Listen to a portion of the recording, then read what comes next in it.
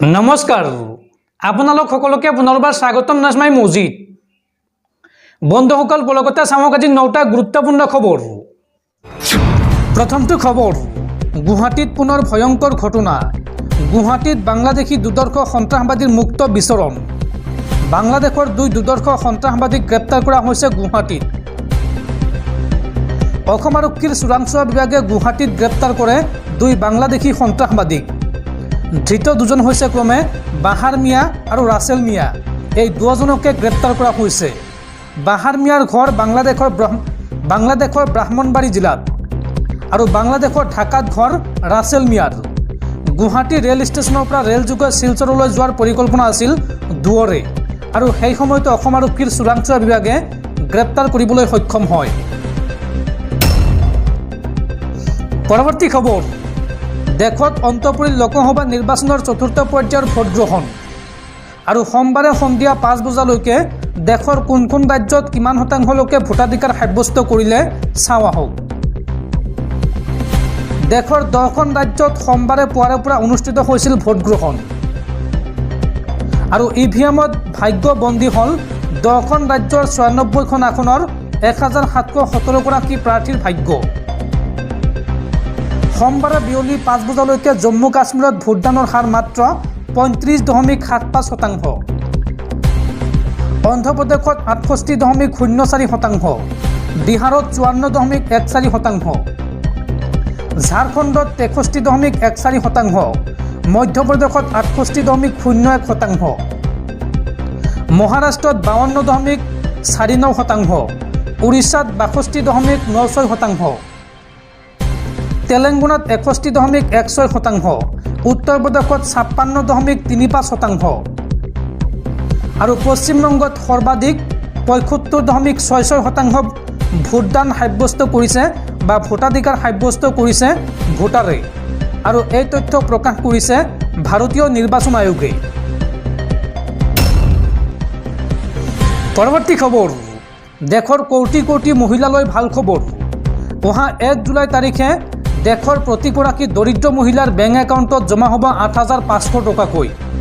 অহা 1 জুলাই ৰাতিপুৱা সকলো মহিলাই নিজৰ বেংক একাউণ্ট চেক কৰিব আৰু চাব সকলো বেংক একাউণ্টত সোমাইছে 8,500 টকাকৈ। আৰু এয়া হ'ব আপোনাৰ ভোটৰ শক্তি। এইবাৰ দেশত ইণ্ডিয়া এলায়েন্সৰ চৰকাৰ হ'লে দেশৰ প্ৰতিগৰাকী দৰিদ্ৰ মহিলাৰ বেংক একাউণ্টত জমা হ'ব 8,500 টকাকৈ। আৰু এই টকা আপোনালোকে প্ৰতি মাহে পাই থাকিব, অৰ্থাৎ প্ৰতি বছৰে 1 লাখ টকাকৈ পাব প্ৰতিগৰাকী দৰিদ্ৰ মহিলাই। ৰায়বৰেলীত নিৰ্বাচনী প্ৰচাৰ চলাই এই মন্তব্য কংগ্ৰেছ নেতা ৰাহুল গান্ধীৰ। বন্ধুসকল, তাৰপিছত 4 নম্বৰ খবৰটো জনোৱাৰ আগতে আপোনালৈ এটা সৰু ৰিকুৱেষ্ট, যদি তেওঁলোকে এইটো ভিডিঅ'ত লাইক কৰা নাই তেন্তে প্লিজ এটা লাইক কৰি দিয়ক। আৰু এনেকুৱা ধৰণৰ নতুন নতুন ভিডিঅ' পাবলৈ চেনেলটো ছাবস্ক্ৰাইব কৰি কাষত থকা বেল আইকনটো প্ৰেছ কৰি ৰাখক। পৰৱৰ্তী খবৰ, ৰাজ্যত পুনৰ উৎকোচ কাণ্ড।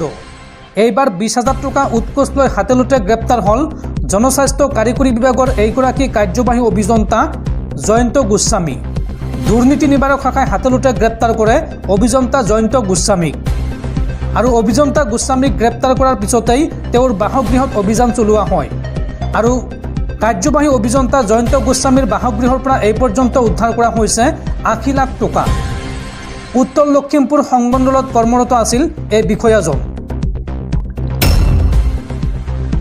পৰৱৰ্তী খবৰ, এইবাৰ নিৰ্বাচনত বিজেপি হাৰিব। 400 বহু দূৰৰ কথা, এইবাৰ বিজেপিয়ে নাপায় 200খন আসনো। দেশত নিৰ্বাচন চলি থকাৰ সময়তে এই মন্তব্য পশ্চিমবংগৰ মুখ্যমন্ত্ৰী মমতা বেনাৰ্জীৰ। 400 দূৰৰে কথা, এইবাৰ বিজেপিয়ে দেশজুৰি লাভ নকৰে 200খন আসনো। অষ্টাদশ লোকসভা নিৰ্বাচনৰ চতুৰ্থ পৰ্যায়ৰ ভোটগ্ৰহণৰ মাজতে এই দাবী কৰিলে পশ্চিমবংগৰ মুখ্যমন্ত্ৰী মমতা বেনাৰ্জীয়ে।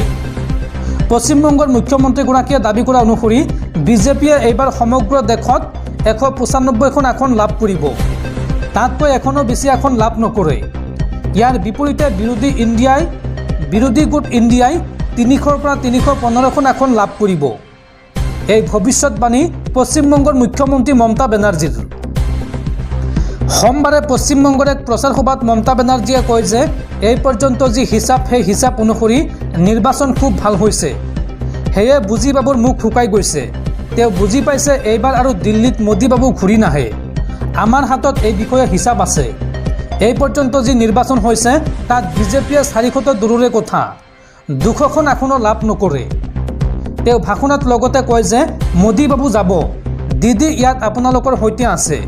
দিল্লীত দিদিয়ে বিৰোধী গোট ইণ্ডিয়াক ক্ষমতালৈ আনিব। আজি যি ভোট গ্ৰহণ হৈছে তাৰ হিচাপ আমি এতিয়াও নাজানো।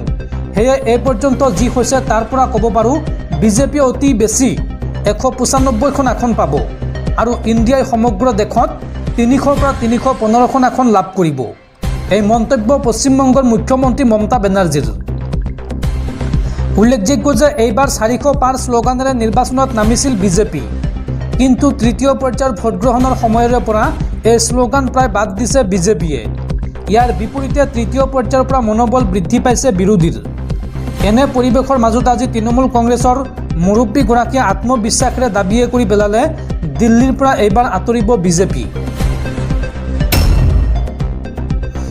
পৰৱৰ্তী খবৰ, এইবাৰ দেশৰ উচ্চতম ন্যায়ালয়ৰ ৰুখত পৰিছে তদন্তকাৰী সংস্থা ইডি। দিন নাই ৰাতি নাই যেতিয়াই তেতিয়াই কিয় ঘৰত গৈ হাজিৰ হয় ইডি। ইডিক এইদৰে জবাবদিহি দেশৰ উচ্চতম ন্যায়ালয়ৰ। বিজেপিৰ শাসনত ইডিৰ দপদপনি দেখিছে দেশে। সকলো ৰাজ্যতে ইয়াৰ অভিযানৰ গতি তীব্ৰ বেগেৰে দৌৰিছে আৰু দিন ৰাতি নাই ইডি গৈ ঘৰত উপস্থিত হোৱা সকলোৱে দেখিছে। খাবলৈ শুবলৈ আৰু বহিবলৈ নিদি সংশ্লিষ্ট অভিযুক্তক বিভিন্ন অস্বস্তি বা সমস্যাত পেলায়। তদন্তমূলক কাৰ্যকলাপৰ উপৰিও ইডিয়ে নিজৰ অভিযান চলোৱাৰ ধৰণেও তদন্তৰ আওতালৈ অহাসকলক ক্ষুব্ধ কৰি তোলে, কিন্তু সাধাৰণতে হয়তো একো নকয়। অৱশ্যে এইবাৰ এজনে অভিযোগ উত্থাপন কৰিছে। 64 বছৰীয়া ব্যৱসায়ী নাম ৰাম ইছৰানী। তেওঁ অভিযোগ কৰে যে তেওঁক বেংক জালিয়াতিৰ গোচৰত ফচুৱা হৈছে। সেই বিষয়টোৰ তদন্ত হ'বনে নহয় সেয়া পিছৰ কথা। সদ্যহতে ব্যৱসায়ীজনে অভিযোগ কৰা বিষয়টো হ'ল অদ্ভুত সময়ত অৰ্থাৎ অড আৱাৰ্ছত তেওঁক গ্ৰেপ্তাৰ কৰা হৈছে। এইবাৰ উচ্চতম ন্যায়ালয়ে এই সন্দৰ্ভত পৰ্যাপ্ত কাৰণ দেখুৱাবলৈ ইডিক নিৰ্দেশ দিয়ে। উচ্চতম ন্যায়ালয়ৰ ন্যায়াধীশ ঋষিকেশ ৰায় আৰু প্ৰশান্ত কুমাৰ মিশ্ৰৰ বিচাৰপীঠে এই নিৰ্দেশ দিছে। ৰাম ইছৰানীয়ে কয় যে যোৱা বছৰৰ 7 আৰু 8 আগষ্টত তেওঁক ইডিৰ কাৰ্যালয়ত অপেক্ষাৰত কৰি বহুৱাই ৰখা হৈছিল। ইডিয়ে তেওঁক নিশা 10:30 পৰা পুৱা 3 বজালৈকে অপেক্ষা কৰিবলৈ বাধ্য কৰাইছিল আৰু প্ৰায় 20 ঘণ্টা আৰু কেইঘণ্টামানৰ পিছত প্ৰায় 5:30 তেওঁক ইডিয়ে গ্ৰেপ্তাৰ কৰে। ব্যৱসায়ীজনক লগতে ততাতৈয়াকৈ কোনো দণ্ডাধীশৰ আগত অনা হোৱা নাছিল বুলিও অৱগত কৰে আৰু এই বিষয়টোত এইবাৰ উচ্চতম ন্যায়ালয়ে ইডিক জবাবদিহি কৰিছে। পৰৱৰ্তী খবৰ, এইবাৰ বিয়া পাতিবলৈ ওলাইছে কংগ্ৰেছ নেতা ৰাহুল গান্ধীয়ে। অতি সোনকালে বিয়া পাতিব ৰাহুল গান্ধীয়ে। কংগ্ৰেছ সাংসদজনে ৰায়বেৰেলীৰ নিৰ্বাচনী সভাত ৰাইজৰ প্ৰশ্নৰ উত্তৰত জনালে নিজৰ বিয়াৰ কথা। সোনকালে বিয়া পাতিব কংগ্ৰেছ নেতা ৰাহুল গান্ধীয়ে। ৰায়বেৰেলীত নিৰ্বাচনী প্ৰচাৰৰ বাবে গৈছিল ৰাহুল গান্ধী আৰু ৰাহুল গান্ধীৰ লগতে প্ৰচাৰৰ বাবে গৈছিল কংগ্ৰেছ নেত্ৰী প্ৰিয়ংকা গান্ধীও। ৰায়বেৰেলীৰ নিৰ্বাচনী সভাত কেইবাটাও প্ৰতিশ্ৰুতি দিয়ে জনতাক। লগতে ভগ্নী প্ৰিয়ংকাকো ধন্যবাদ দিয়ে কংগ্ৰেছ নেতাজনে। ৰায়বেৰেলীৰ নিৰ্বাচনী সভাতে ভোটাৰৰ প্ৰশ্ন ৰাহুল গান্ধীলৈ। সভাত উপস্থিত লোকৰ কিবা প্ৰশ্ন আছে নেকি বুলি সুধিছিল ৰাহুল গান্ধীয়ে আৰু সেই সময়তে সভাৰ মাজৰ কেইজনমানে সুধিছিল ৰাহুলে কেতিয়া বিয়া পাতিব আৰু এই সন্দৰ্ভত হাঁহি হাঁহি উত্তৰ দিলে ৰাহুলে সোনকালে বিয়া পাতিব লাগিব। উল্লেখযোগ্য যে ৰায়বেৰেলী সমষ্টিৰ কংগ্ৰেছ প্ৰাৰ্থী ৰাহুল গান্ধী। পৰৱৰ্তী খবৰ, দিল্লীৰ মুখ্যমন্ত্ৰী অৰবিন্দ কেজৰিৱালক এইবাৰ তীব্ৰ আক্ৰমণ আন্না হাজাৰেৰ। আন্না হাজাৰে এই সন্দৰ্ভত মন্তব্য কৰি কয় যে যাৰ পাছত ইডি লাগি আছে তেওঁক আপোনালোকে ভোট নিদিব, নিৰ্বাচনত তেওঁক বাছনি নকৰিব। দিল্লীৰ জনতাক উদ্দেশ্যি এই মন্তব্য আন্না হাজাৰেৰ। এই সময়ত অৰবিন্দ কেজৰিৱালৰ গুৰু হিচাপে কৰ্মৰত সমাজকৰ্মী আন্না হাজাৰে সোমবাৰে তেওঁৰ শিষ্যক আক্ৰমণ কৰে। 86 বছৰীয়া আন্না হাজাৰেই ভোটাৰক উপযুক্ত প্ৰাৰ্থী বাছনি কৰিবলৈ আহ্বান জনাইছে। তেওঁ কয় যে দেশৰ ক্ষমতাৰ চাবি ভুল হাতলৈ যাব নালাগে আন্না হাজাৰে কয় যে আজি গণতন্ত্ৰৰ এক বৃহৎ উদযাপন আৰু ইয়াত সকলোৱে অংশগ্ৰহণ কৰি চৰিত্ৰ আৰু সততাৰ ব্যক্তিক ভোট দিয়া উচিত, যিহেতু দেশৰ চাবি ভোটাৰৰ হাতত। গতিকে এই চাবি অৰ্পণ কৰা হাতবোৰ সঠিকভাৱে বাছনি কৰা উচিত। আন্না হাজাৰে লগতে কয় যে স্বচ্ছ প্ৰাৰ্থী নিৰ্বাচন কৰক। ইডিয়ে খেদি ফুৰাসকলক নহয়, পৰিষ্কাৰ ভাৱমূৰ্তি থকা ৰাজনীতিবিদক বাছি লওক। দিল্লীৰ মুখ্যমন্ত্ৰীক মুকলিকৈ লক্ষ্য কৰি তেওঁ কয়, দিল্লীৰ সুৰা কেলেংকাৰী গোচৰত অৰবিন্দ কেজৰিৱালৰ নাম উল্লেখ হোৱাৰ বাবে মই তীব্ৰ সমালোচনা কৰোঁ। মদ্যপান কৰি তেওঁ এই দুৰ্নীতি সংঘটিত কৰিছিল। এনে লোকক পুনৰ নিৰ্বাচিত কৰা উচিত নহয়। ইয়াৰ পূৰ্বে বহুবাৰ অৰবিন্দ কেজৰিৱালক সমালোচনা কৰিছিল আন্না হাজাৰে। উল্লেখযোগ্য যে ইউপিএ চৰকাৰৰ দিনত আন্না হাজাৰেৰ নেতৃত্বত ভাৰত দুৰ্নীতি বিৰোধী বেনাৰত আন্দোলন চলিছিল। এই সময়ছোৱাত আন্না হাজাৰে অনশন ৰাখিছিল আৰু অৰবিন্দ কেজৰিৱাল, প্ৰশান্ত ভূষণ, কুমাৰ বিশ্বাসকে ধৰি বহু লোক তেওঁৰ লগত আছিল। আন্না হাজাৰে এই আন্দোলনক অৰাজনৈতিক কৰি ৰাখিব বিচাৰিছিল যদিও অৰবিন্দ কেজৰিৱাল আৰু তেওঁৰ সহযোগী কেইজনমানে ৰাজনৈতিক দল গঠনৰ সিদ্ধান্ত লৈছিল। ইয়াৰ পাছত আন্না হাজাৰে আৰু অৰবিন্দ কেজৰিৱালৰ পথ বিচ্ছিন্ন হৈ পৰিল।